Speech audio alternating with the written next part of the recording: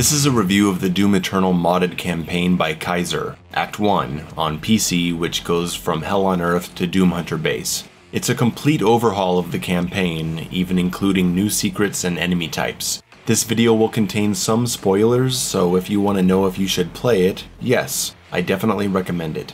On with the video. KAISER is well known in the Doom Eternal modding scene, though this is my first experience with his work because I stayed away from a lot of modded content in the first year of the game. He began modding in 2016 with Minecraft, eventually getting into Skyrim, and now Doom Eternal, where he's worked on AI edits, weapon changes, and some texture modding. He's been working very hard on this campaign mod, and recently made the first part available to the public. I'm gonna take you through the 4 included levels and talk about what I like, which is most of it, and a few things here and there that I don't. We'll start with the new menu music. Hearing a new menu song caught me off guard, and just the fact that it's something different is pretty cool. The song itself, I think it's alright. It's made specifically for this mod by Alamander Arts, so you can check him out if you want.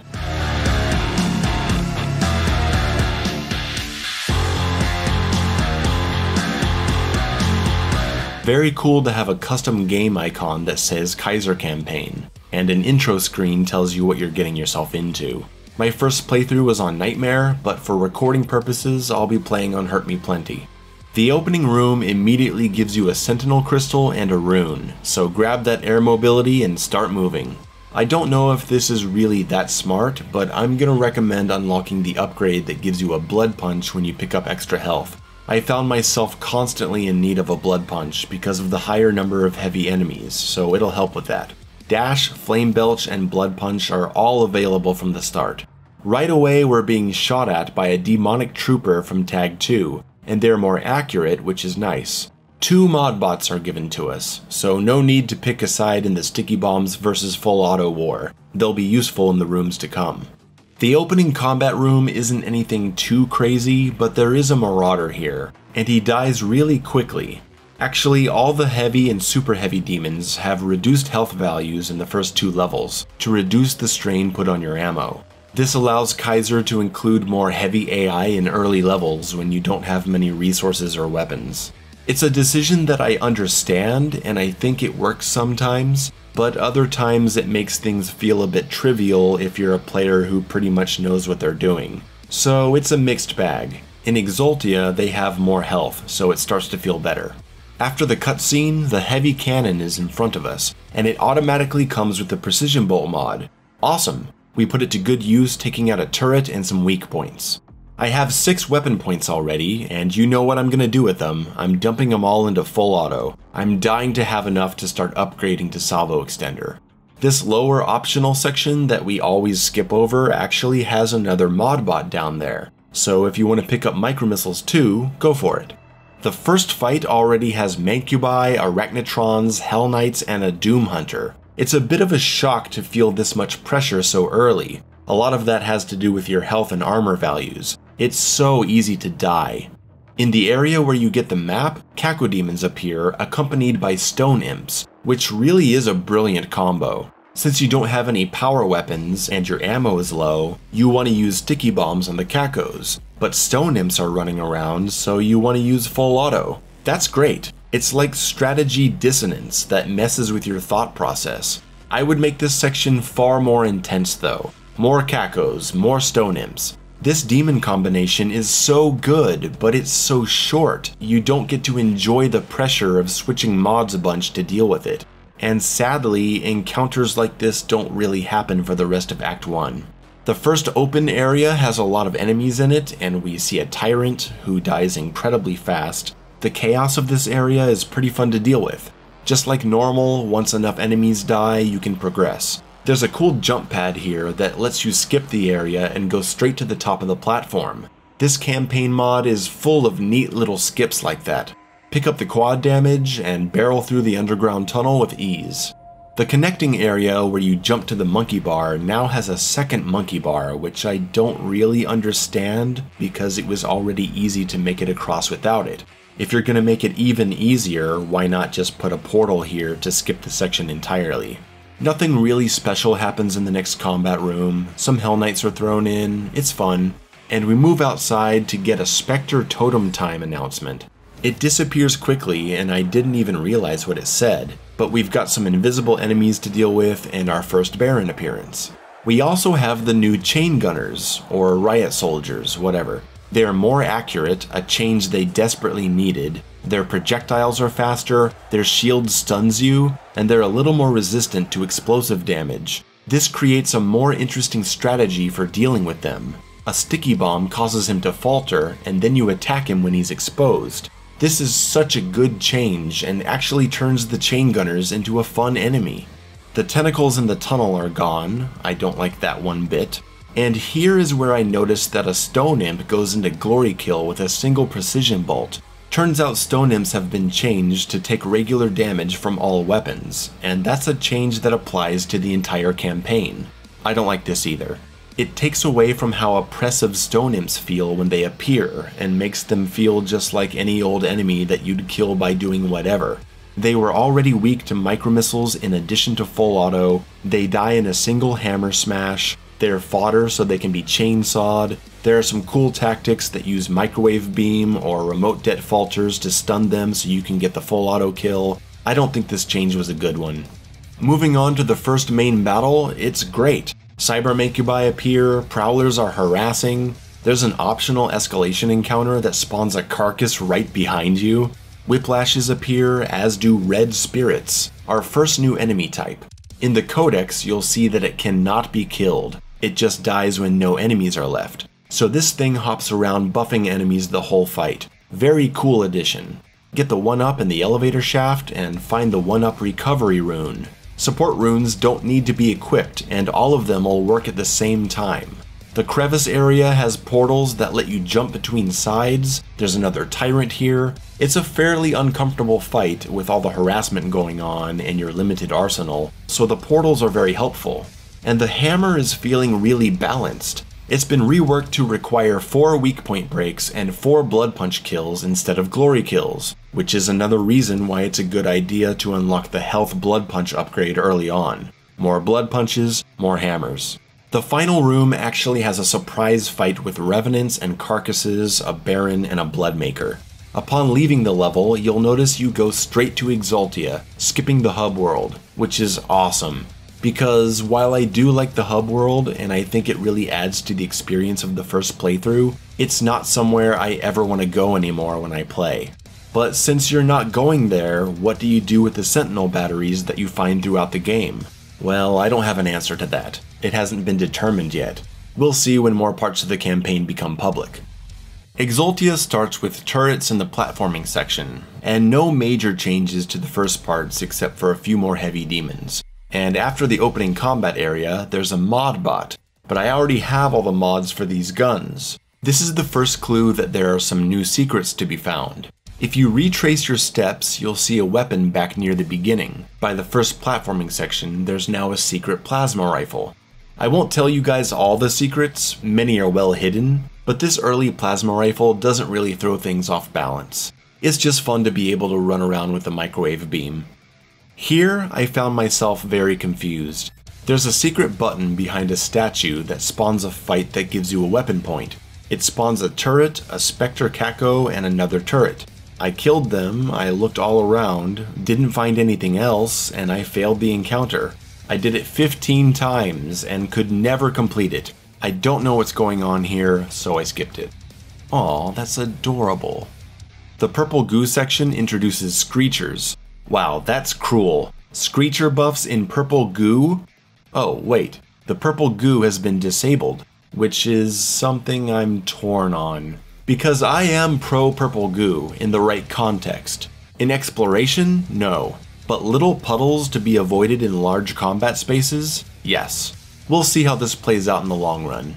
The first main combat room in the second half of Exaltia is fun, but what's better is the escalation encounter found by the giant sword that puts you back in that room for a spicy fight that tosses in some whiplashes, a possessed Kako demon, and a Spectre Bloodmaker, topped off with an Archvile hiding in the lava section. Now that's what I'm talking about. This fight rewards you with your second support rune, the Blood Punch damage boost. Hey, look at this cute mini tyrant out here. I love it. And this section here really shows how disabling the purple goo can be beneficial because you can just jump over the barrier here straight to the punchable box. The monkey bars take you to a hallway where you fight a specter imp that takes a hell of a lot of bullets to kill. I'm just emptying full auto and micro missiles into him and he won't go down. And then a marauder warps in. He's got these cool horns on him, and he has more HP than the previous marauders, so he's more fun to fight. And then, hey, I just noticed the battery pickup skips the animation, so you don't have to do the weapon swap trick to skip them. The next sections don't really have much to mention. They're the same parts you're used to running through. But the Slayer Gate is here, and when I entered it, I wasn't expecting anything new, and it starts the same way. But yeah, it's been redesigned. It's much more challenging for an experienced player, there's more enemy variation, and overall it's just a fun time. The platforms take you to the final fight, which is pretty fun too. It mostly feels like the same fight as usual, but with a Pain Elemental and Doom Hunter too. Quad damage tears everybody up, and we end the level without too much stress, and feeling good. At the beginning of Cultist Base, you get another crystal upgrade, which I put into Quick Draw Belch. And here's where I realized I had 2 suit tokens, so I figured I'd unlock Hot Swapper. But much to my surprise, it's already unlocked. I hadn't realized, but yeah, that makes sense. The Sticky Bomb Precision Bolt quick swapping was already fast from the beginning. At the top of the jump pad platforms, there's a Harassing Revenant, which is my favorite way to see them used. And there's a Crusher here randomly. Okay. Getting past the first fight and activating the secrets in the area, you can activate another escalation encounter, which is possibly the hardest fight in this part of the campaign. And if you haven't found the secret super shotgun, it'll be even harder. There's some beefy Mancubi running around here, beefy hot dog Mancubus, and a possessed Mancubus, and a buffed Mancubus with a lot of health, or weapon resistances or something. These guys are super dangerous, and luckily there are some power-ups to help you out. You really gotta take out the carcasses or they'll make your life a living hell. And speaking of carcasses, meet the Projector. A super heavy carcass with a lot of health. He shoots incredibly fast and he spawns projection tyrants. Frag grenades will do good damage against him, so have one ready when you go into attack, cause this guy is a huge problem. When you pass this fight, you're rewarded with a glowing rifle. Pick it up and it doesn't say anything. It's actually the Break Blast support rune. It would be nice to have something that says that. The Blood Punch rune said it, why not this one? Anyway, the energy bridge gives us another rune. How kind. Now I have Savagery, Blood Fueled, and Air Control. I really like what Kaiser did with this next area. He put enemies in here that you actually want to kill with the hazards. So the swinging axe isn't just a cute feature. You're trying to figure out how to integrate it into the fight. Because this room can get crazy. If you don't take out the Archvile, you're gonna have 2 buffed Marauders and Prowlers kicking your ass. Not a good time. So it's fun to actually kill Marauders with this thing. Great idea. When you get to this area here, it's been amped up. I mean, before there was nothing there, so anything would be considered amping it up, but you know what I mean. There's a Tyrant with Whiplashes and Hell Knights, and another one of these carcasses hovering outside the fight zone. I really like using carcasses like this, making them something you gotta go out of your way to kill. Making this fight even more fun is the secret target on the wall that spawns cue balls. I'm all for that, more cue balls. And now, finally, the rocket launcher. I love the rocket launcher so much, and going so long without it has been torture. Now I can have splash damage without using sticky bombs, I can do PB rocket swaps, I can quickly take a Cacodemon down with a rocket and super shotgun. The game just flows so much better when you have this gun. The rocket arena has a few demonic troopers running around, which are fun to take out for ammo mid-fight. Hello? Yes. Yes! I don't have enough points to get the concussive blast yet, but it's so close. The first big arena of Cultist Base is remixed pretty well here. We have tiny tyrants, revenants and carcasses running around, a steady flow of Cacodemons, and here you can really feel the pressure of the ammo constraints. You're not supposed to be facing this many enemies at this point in the Doom Eternal campaign when you have low ammo capacity, so it's easy to find yourself with 1 or 2 guns depleted. There's no drones around, so it's all chainsaw. Past that room, and it's still not over, suddenly a super tyrant teleports in. And on the edges of the room, low HP carcasses are spawning shields to protect the Big Daddy Tyrant. And then after some Hell Knights and Cacodemons, a full health Marauder comes in. Good room, I like it. I think it could have used some stone imps running around being assholes. Dipping down into the infamous red room, things get pretty uncomfortable. It's not the tiny tyrants, though they are adorable. It's more the hazards mixed with mancubi and then smaller doom hunters. They die when their shield goes down. I don't like it. I'd rather just have regular doom hunters. Then double marauders show up, which is pretty cool. I like marauders in small space hazard rooms. A little PBSSG and they go down. Not too tough of a room, but one that can definitely catch you off guard. Hey, another marauder with a Cacodemon support. And this time you can use the cue ball to instantly kill the marauder. You know, with all this marauders breaking their legs and spinning blade insta-kills and now getting cue balled, I'm starting to think Kaiser just wants marauders to be humiliated all the time. I'm sure that would please some players, myself not so much. However, I am cool with it because it's funny and this campaign balances it out with some fun marauder fights. When you get to the Super Shotgun Revenant section, there's a portal that skips it and takes you right to the box room where you get the Super Shotgun anyway. Again, a good change. The Revenant room is awesome for that first playthrough experience, but it loses its charm on repeat playthroughs, so it's nice to have a skip here. The box room is pretty intense. The boxes open like they do in the master level, and loads of enemies come out. A good number of shield guys and some chain gunners. I gotta praise the change again for these chain gunners. It's satisfying to take them out. I've played this room several times now, and I just can't remember the quad damage in the box that normally has the Cacodemon. If you guys play this level after watching this video, I bet you'll forget it too. And if you don't, please come back and tell me about it.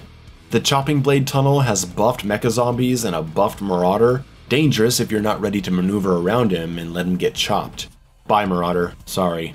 We head up the elevator to the platforming room and a couple Cacodemons spawn in, with revenants harassing from the top. And if you look closely, you'll see a zombie on the center platform. This is something that I think should have been in the base campaign, and I hope id Software considers it when designing future games. Optional platforming paths. This zombie can be used to skip the platforming section and go right to the suit token. It's an option for people who already understand advanced mobility, and it feels good to be rewarded for it. This outside area is familiar yet a little different. The cue ball is still here, but now I'm using it on the new Cyber Mancubus. Barren, Caco, nothing too crazy. I mean, now that I'm faltering with remote det, I'm extremely comfortable, and I feel like I can handle anything at this point. Oh no.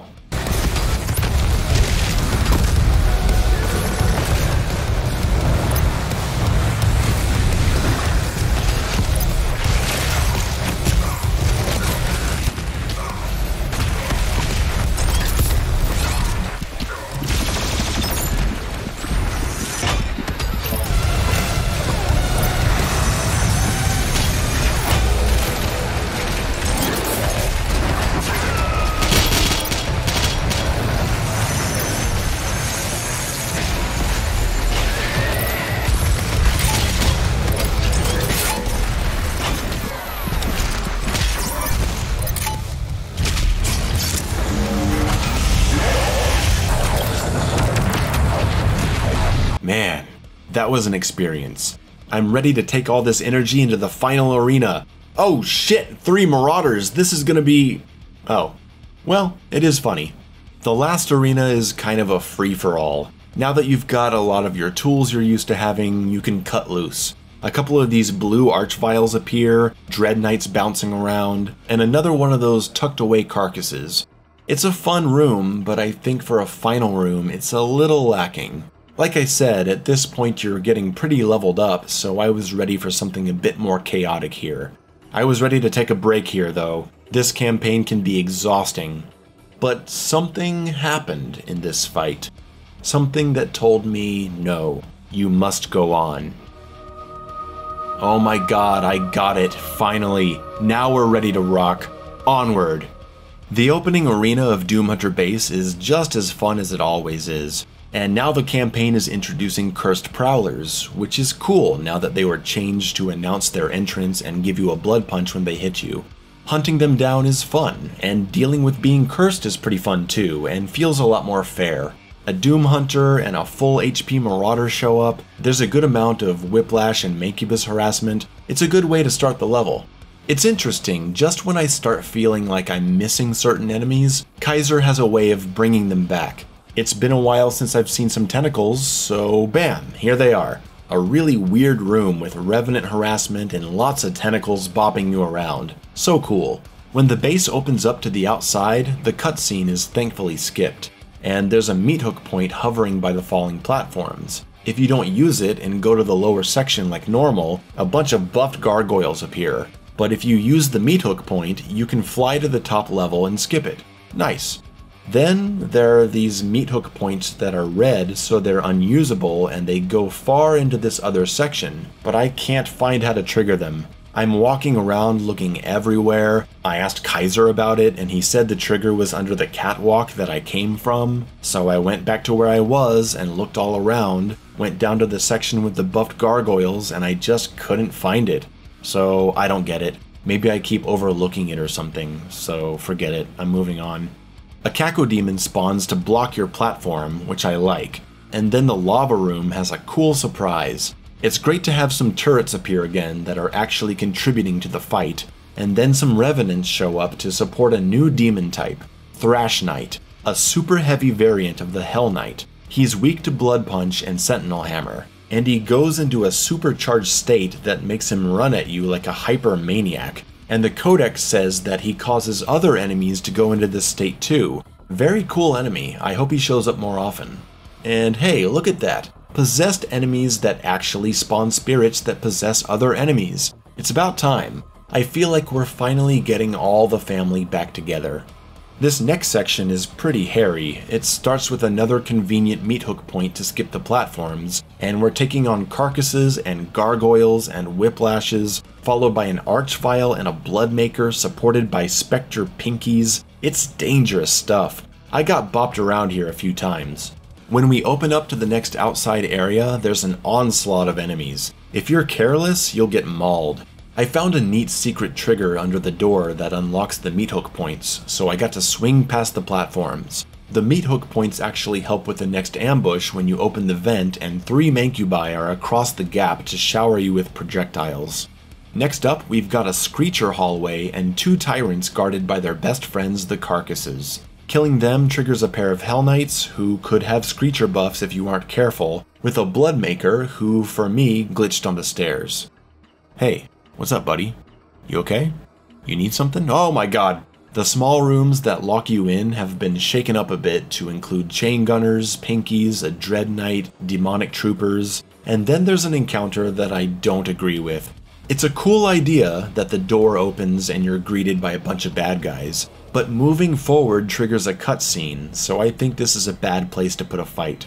Approaching the shock wall section, there's a meat hook point to get to the other side, but there's also a jump pad. I tried using it, but it didn't boost me very far. I can easily just jump and grab the point to make it to the top. So I don't understand why this is here. Maybe it's connected to a secret? Cross the bridge and head down to the Doom Hunter boss fight.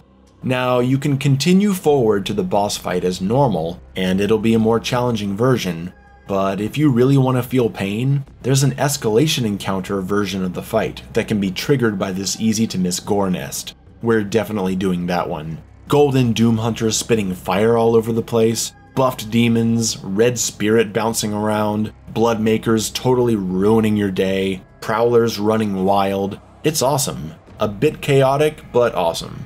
However, this is the second time this fight has glitched out and I've been stuck against spawning demons. I typed kill AI like 10 times and the fight never advances. This fight really needs to be looked at so it can be fixed because it totally breaks the game. After using a checkpoint loading code from KAISER himself, I got to the final phase. And boy is it a doozy. Possessed Golden Doom Hunter with a Spectre Doom Hunter. Is he golden as well? I don't know. He's invisible and things are too crazy to notice. This is a high adrenaline fight, with background turrets harassing, cacodemons and pain elementals screwing up your plans to use air mobility to your advantage, and thankfully a lot of drones for ammo, because you're going to be emptying out so many rounds into these bosses. When you kill the Spectre Doom Hunter, it can be tricky to notice if he's in a glory kill state, so be careful about that.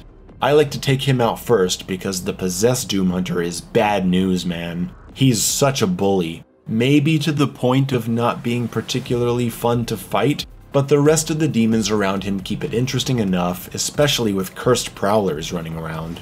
Take out that second Doom Hunter and we've completed Act 1. A message appears over the trigger to activate Part 2 when it's ready, and we're done. All in all, KAISER's campaign mod Act 1 is a thrilling experience. It's very creative, the new enemy types shake up combat in interesting ways, and I look forward to see how they're used in other fights in the future.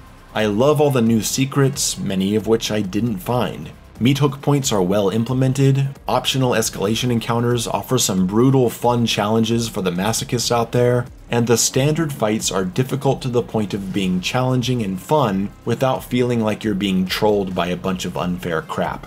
It flows really well, and it took me about 6 hours to complete, though I'm a player that likes to take his time.